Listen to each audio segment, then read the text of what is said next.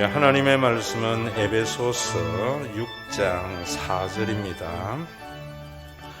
또 아비들아 너희 자녀를 노엽게 하지 말고 오직 주의 교훈과 훈계로 양육하라. 아멘. 우리 교회 다니는 분 말고요, 우리 교회 교인들은 예배를 드릴 때에 설교를 판단하는 사람은 우리 교회 그냥 다니는 사람입니다. 또 설교를 듣고 그냥 즐기는 사람도 교회에 다니는 사람입니다. 그 설교를 듣고 순종하는 사람만이 우리 교회의 교인입니다. 순종하는 만큼 하나님의 나라가 경험됩니다. 그래서 예수님께서도 천국은 친노하는 자의 것이다 이랬어요. 어린이 주일을 맞이하면서 나는 우리 교회 다니는 사람인가, 교인인가, 여러분들이 한번 먼저 생각해보고 설교를 들었으면 해요. 그러나 다른 교회의 목사님의 설교는 순종하려고 들으면 안 됩니다. 판단해야 돼요. 진짜 하나님의 말씀인가 아닌가. 오늘 설교는 2014년 세월호가 있었던 해입니다. 그때 어린이 주일날 설교했던 내용입니다. 여러분들이 이 설교를 들으면서 7년 동안 나는 이 설교를 얼마나 생각하면서 자녀를 양육했는가, 자기를 좀 돌아보는 귀한 시간이 되었으면 합니다.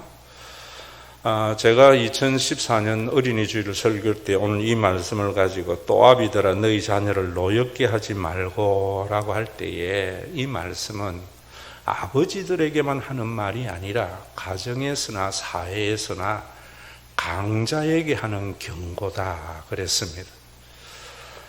정인이 사건을 들지 않더라도 어린 자녀들에게 아버지나 부모는요 강자입니다. 그러나 연세가 드시고 자녀가 성장하면은 부모가 약자가 되고 자녀가 강자가 됩니다. 예전에는 여러분 기업가가 강자였는데 요즘은 자꾸 노동운동하는 사람이 강자가 되어져 갑니다. 여러분 이럴 때에도 자녀를 노엽게 하지 말라라는 말을 가슴에 새겨야 됩니다.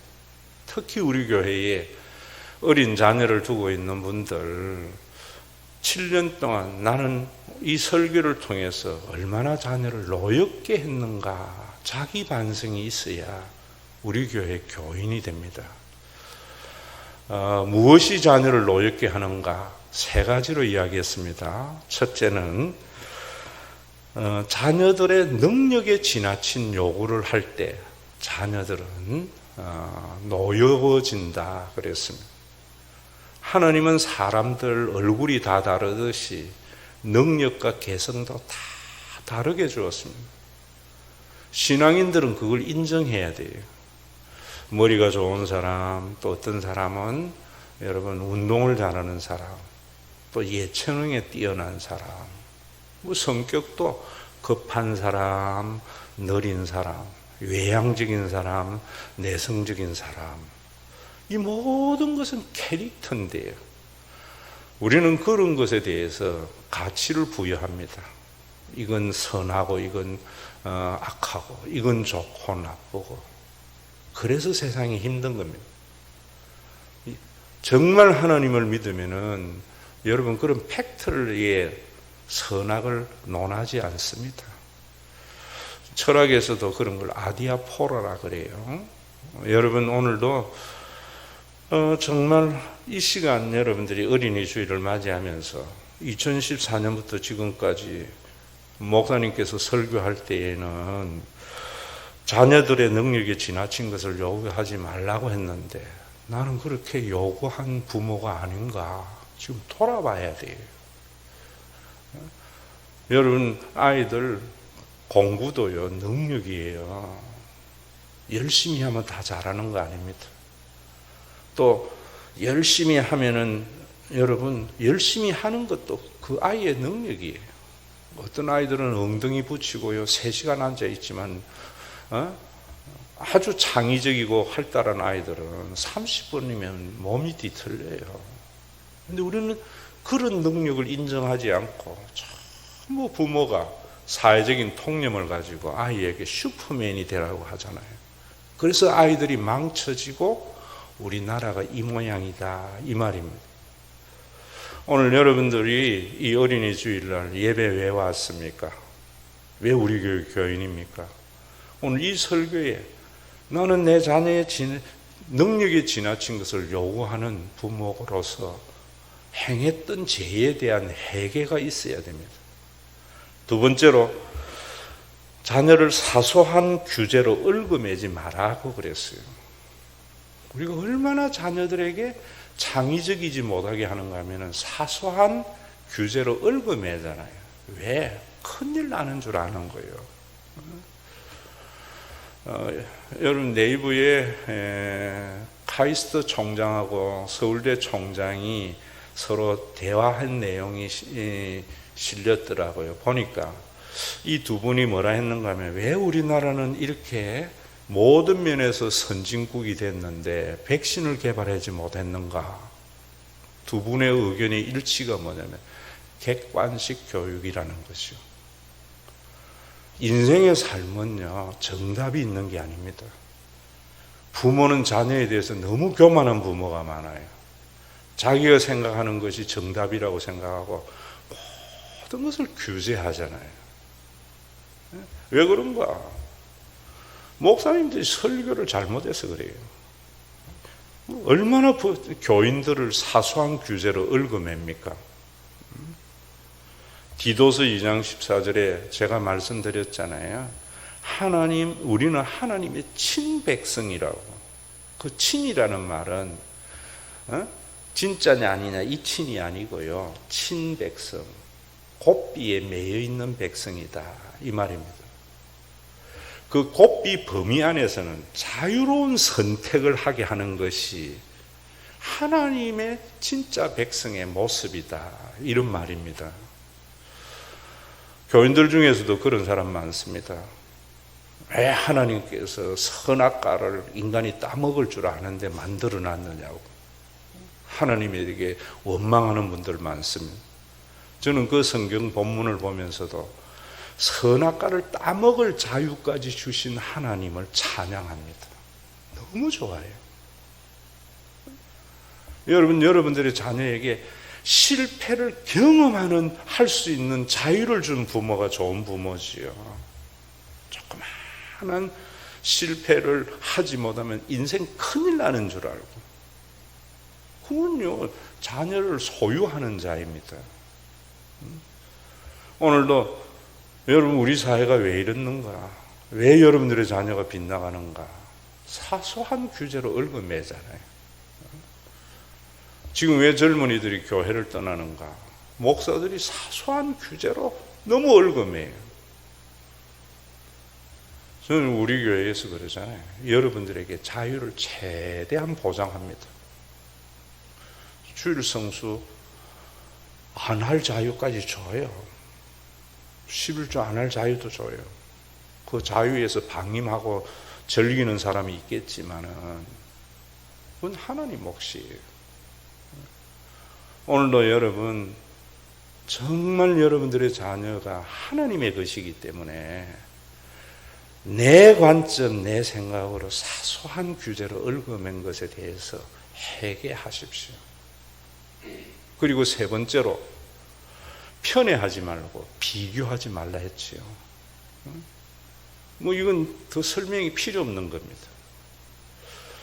왜 우리가 이래야 되는가? 우리는 하나님의 주권을 인정하는 자잖아요. 말로만 그러지 말라고요.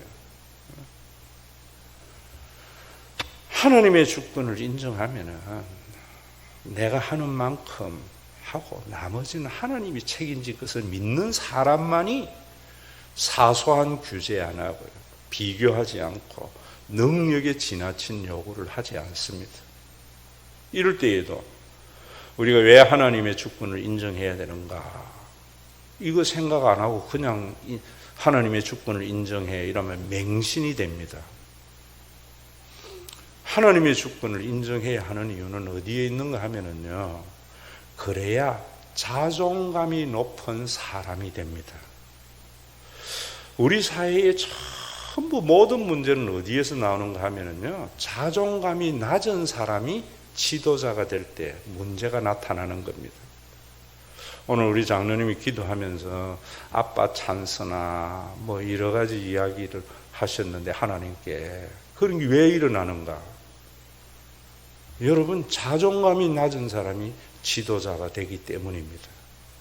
자존감이 낮은 사람에게 권한이 주어지기 때문입니다. 왜 자존감이 낮은 사람이 그러는가? 자존감이 낮은 사람이라는 것은요, 있는 사람에게 비굴하고 없는 사람에게 무시하는 겁니다. 자존감이 낮은 사람은 조그마한 성공에 자만하는 사람이고요, 자그마한 실패에 좌절하는 사람입니다. 왜 그런가? 매일 비교하고 사소한 규제로서 애의 자존감을 바닥에 떨어뜨리고 자녀의 지나친 능력을 요구함으로 말미암아 애의 자존감이 땅에 떨어졌기 때문입니다. 오늘도 여러분, 그저 이 말씀이 왜 해야 되는가 하는 이유를 아셔야 되어져요.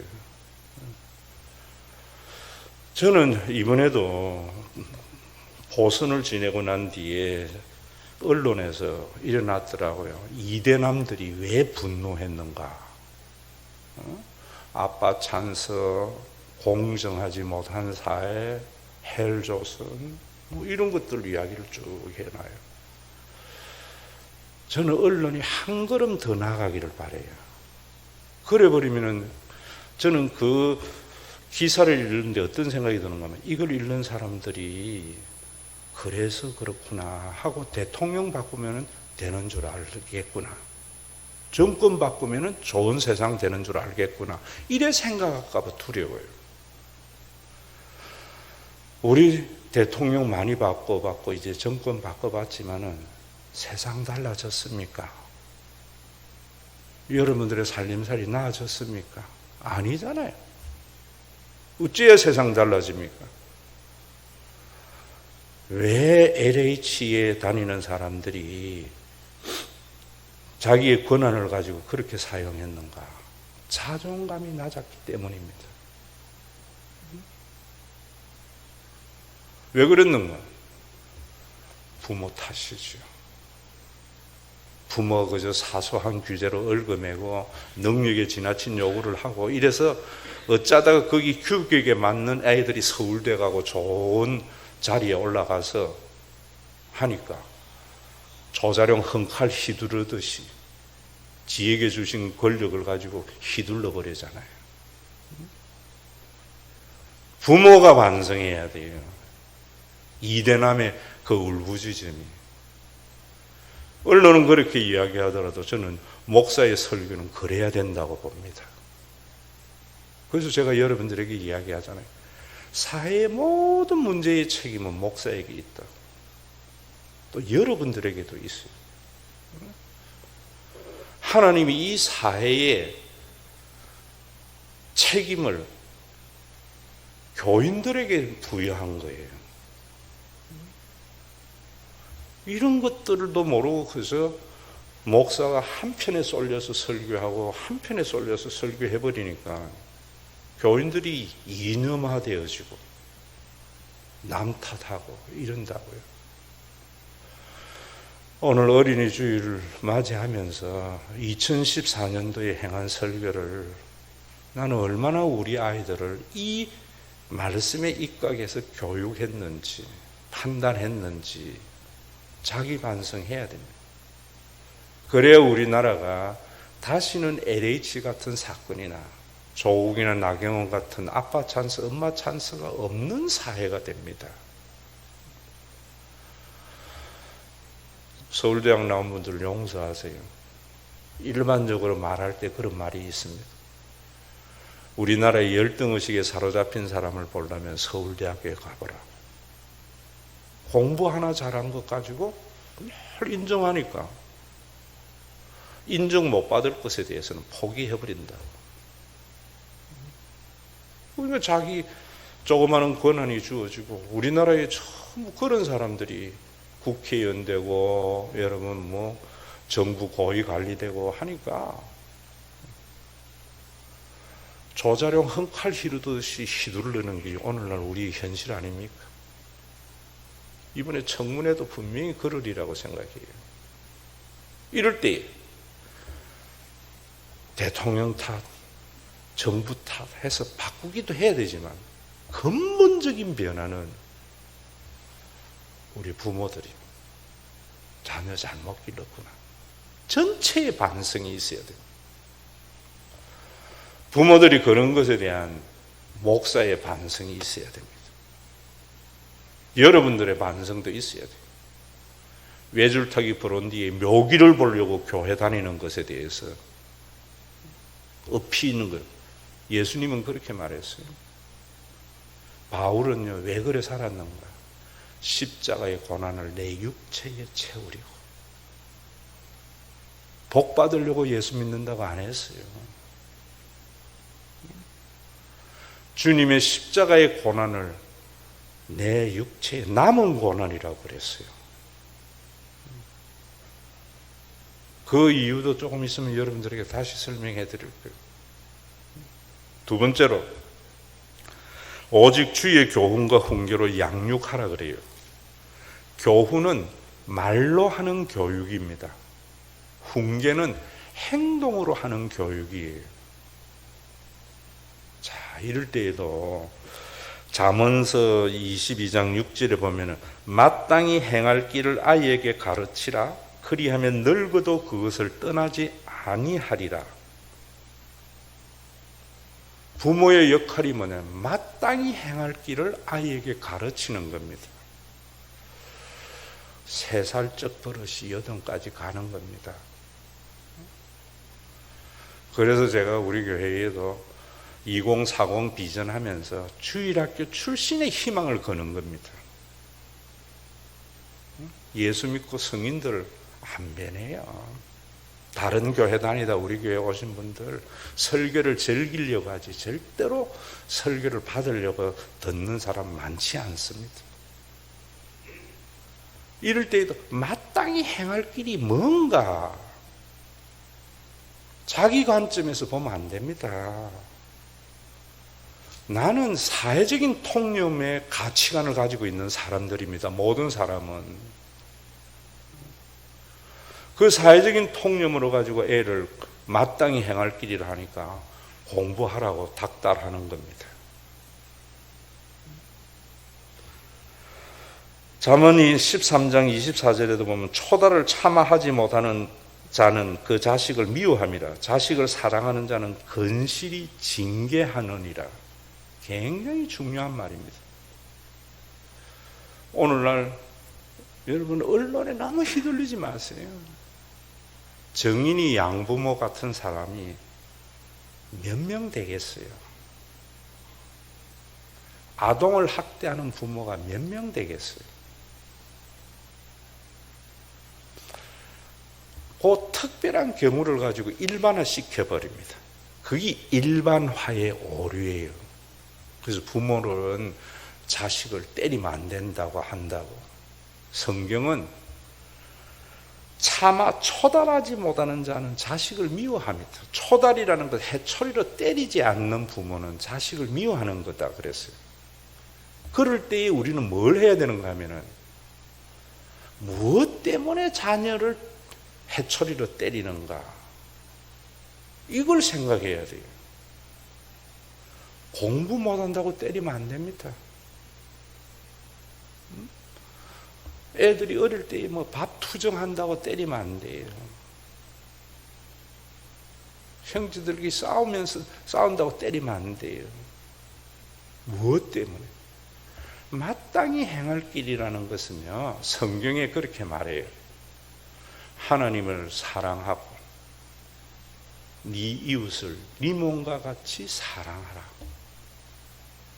저는 모든 가치 판단을 그 계명에 두고 있습니다. 하나님을 경외하는 사람은 어떤 사람인가? 자신을 사랑하는 사람입니다. 우리는 자신을 사랑하지 않고 학대하면서 하나님에게 헌신하는 것을 하나님 사랑이라는 것은 죽은 종교가 가르치는 겁니다. 여러분, 부모에게 엄마 내 왜 이래 낳았어? 제일 불효하는 말이잖아요.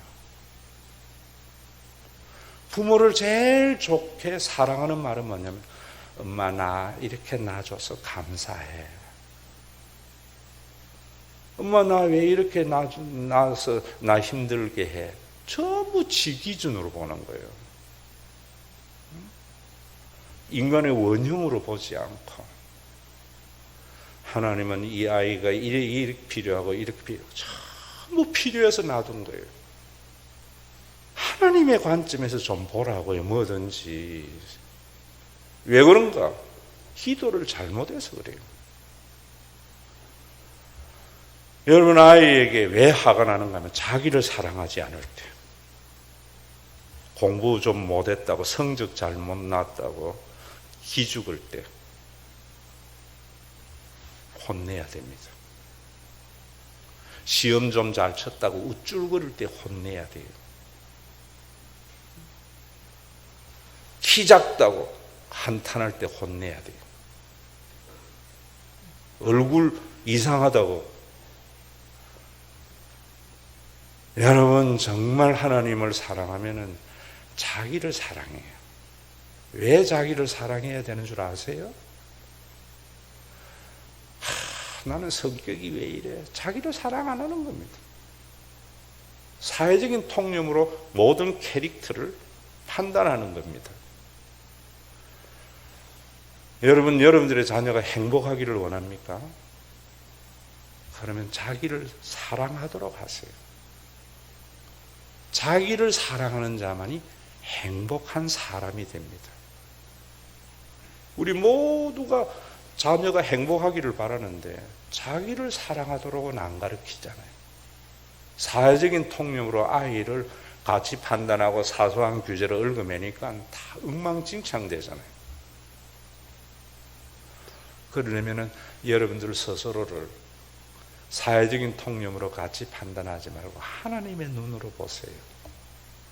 그 말이 없기 때문에 저는 그 말이 부평초같이 뿌리가 없는 말이라 보는 거예요. 오늘도 여러분 주의 교훈과 훈계로 양육하라. 마땅히 행할 길을 가르치라. 아이에게 화가 날 때 이제 좀 바꾸세요. 자기를 사랑 안 할 때,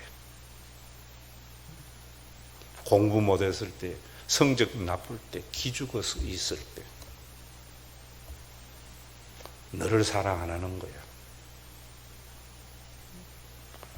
그리고 여러분, 성경에는 네 몸, 내 이웃을 네 몸과 같이, 네 몸만 사랑하는 것이 아니라 네 이웃도 사랑하라.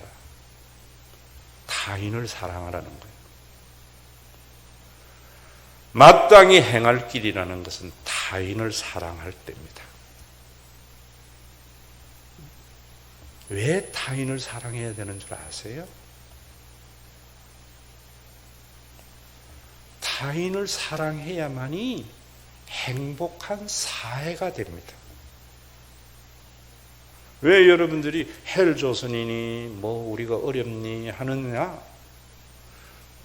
타인을 사랑 안 하기 때문입니다. 우리 교회 다니면서 행복하지 못한 것은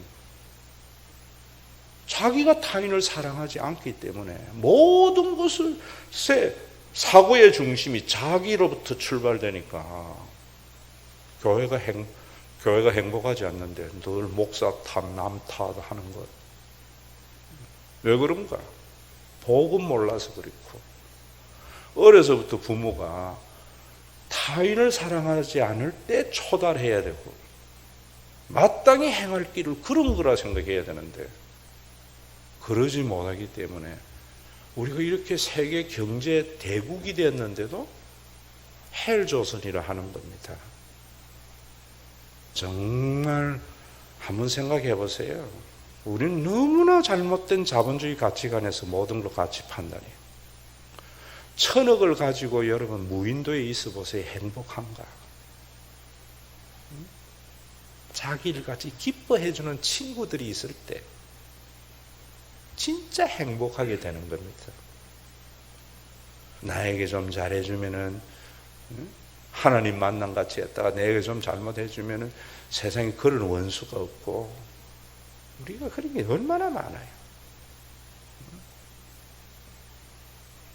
성경은 하나님을 사랑하고 내 이웃을 내 몸과 같이 사랑하라 라고 할 때에도 문자에 매여가지고 네 이웃을 사랑해야 되고 이래버리면은 율법주의, 자기의가 됩니다.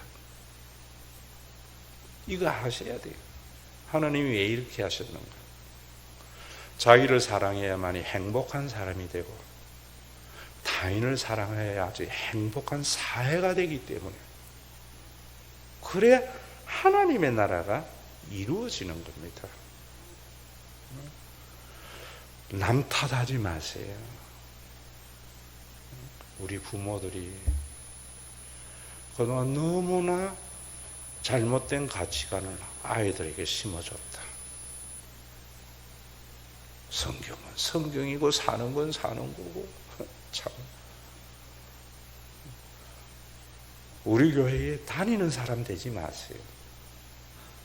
주일을 오면서 여러분들이 올라올 때에 오늘 목사님이 어떤 귀한 말씀을 주실까 기대를 가지고 오르는 사람이 몇 명 돼요. 그 기대가 없기 때문에 안 변하는 거예요. 왜 기대가 없는가? 자기가 옳다는 거지. 교만한 거지. 또 그 중심에는 목사들이 복음을 선포하기보다 윤리와 자기 경험을 선포하기 때문이죠. 성경을 말하는데 자기의 율법주의로 선포하기 때문이죠. 그 하나님이 그 말씀을 주신 깊은 내면은 은혜예요. 그 은혜로 관점에서 보면은 자기를 사랑하면 행복한 사람이 되고 타인을 사랑하면 행복한 공동체가 되기 때문입니다. 이제 여러분들의 자녀를 보는 눈이 달라져야 돼요. 우리나라 부모들 가장 이건희 같이 한 12조 상속세 내는 부모가 되려고 그래요. 한심한 자녀 만드는 겁니다. 저는 어떤 사람이 한심한가? 부모 유산 까먹고 사는 사람.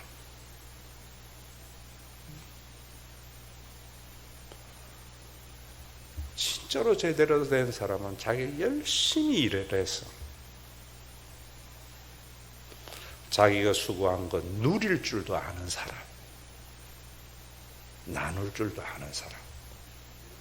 한심한 사람은요, 열심히 일해가지고 지만 누리는 사람입니다. 나눌 줄도 모르는 사람이에요. 더 한심한 사람은 열심히 일해가지고 쌓아놓고 죽는 사람. 제 눈에 한심한 교인들 참 많이 보입니다.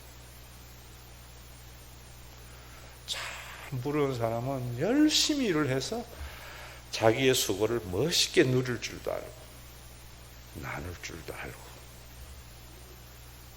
우리 교회 목회 지향점이 그런 거잖아요. 신앙인은요, 자기 자녀만 잘 되기를 바라는 사람은 신앙인 아닙니다. 내 자녀가 잘 되는 만큼 타인의 자녀도 잘 되기를 바라야 돼요.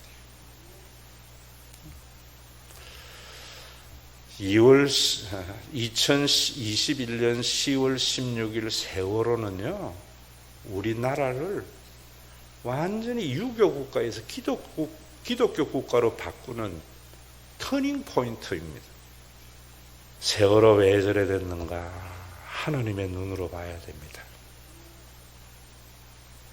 기독교 국가가 뭔 줄 아세요?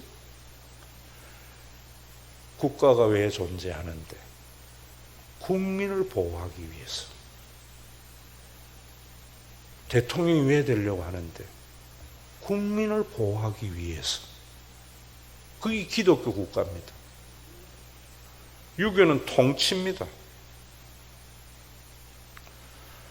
여러분, 지금 코로나19 시대에 재난 구호금 받지요? 왜 받게 됐는 줄 아세요? 세월호 때문에 받게 된 거예요. 이제 생각이 달라졌던 거예요. 대통령의 생각이. 어려운 국민 당하는 사람에게 보호하는 것이 대통령과 국가의 책임이라고 본 거예요. 왜 그랬는가? 세월호 때 분노해가지고 대통령 바꿨거든요. 분노는 그런 데에서 하는 거예요. 오늘도 여러분, 왜 그런 줄 아세요? 타인을 사랑해야 좋은 사회가 되고 행복한 사회가 되기 때문이지요. 누가 타인을 사랑해?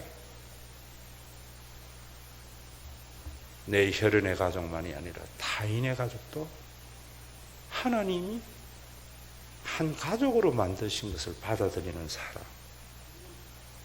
어떤 부모인가 한번 보라고요. 설교는요, 여러분들이 살아가는 삶의 방법을 말해주는 게 아니에요. 전부 이래 살아라 저렇게 살아라 이렇게만 한다고. 설교는요, 죽음 너머에서 현실을 보게 하는 거예요. 인간이요, 삶의 객관성. 오늘 설교에 여러분들이 객관성이 부족하면 나보고 이야기하세요. 어떤 면에서? 오늘 설교는 어떤 데에서 보는가 하면요, 죽음 너머에서 현실을 보는 거예요. 그게 기독교입니다. 영혼의 세계에서 유한의 세계를 보게 하는 거예요.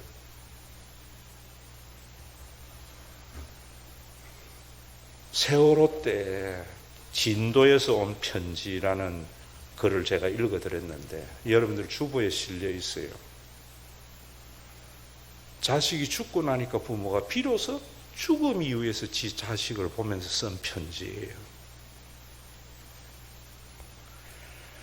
너희는 꽃이다. 이 땅에서 태어난 어미들의 눈물과 웃음을 먹고 자란 귀한 꽃이다. 능력에 지나친 요구를 안 하는 모습이 보이시요? 언제? 죽음 이후에서 자식을 보니까.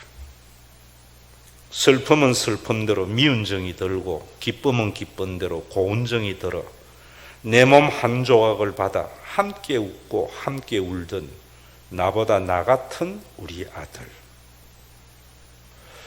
이제 그만 그 어둠의 물보라를 뚫고 힘차게 걸어 나오느라 제발 이 어미가 부탁한다. 얘야, 너 혼자 그 깊은 고통의 긴 터널을 어찌 감당하려 하느냐. 이제 제발 그 추위의 멍에를 내려놓자구나. 물속에 수장된 아들의 어미의 마음, 살아있지만은 물속에 수장된 것 같은 아이들이 얼마나 많아요, 여러분. 지금 거기에서 헤어져 나오게 하는 것이 능력에 지나친 요구를 하지 않는 거고요, 사소한 규제로 얽어매지 않는 거고요, 비교하지 않는 겁니다. 그 다음에 보세요. 비로소 죽음 너머에서 자기 자식을 보니까 이런 말을 해요. 열심히 공부만 하라고 강요했던 이 어미의 죄가 깊다면 용서해 주렴. 자녀에게 이 용서를 빌어야 돼요. 조국의 엄마든지 나경원의 엄마든지 LH 직원의 부모들이 훌륭한 사람이 되라고 최근 했던 말도 이젠 정녕 다신 하지 않으마.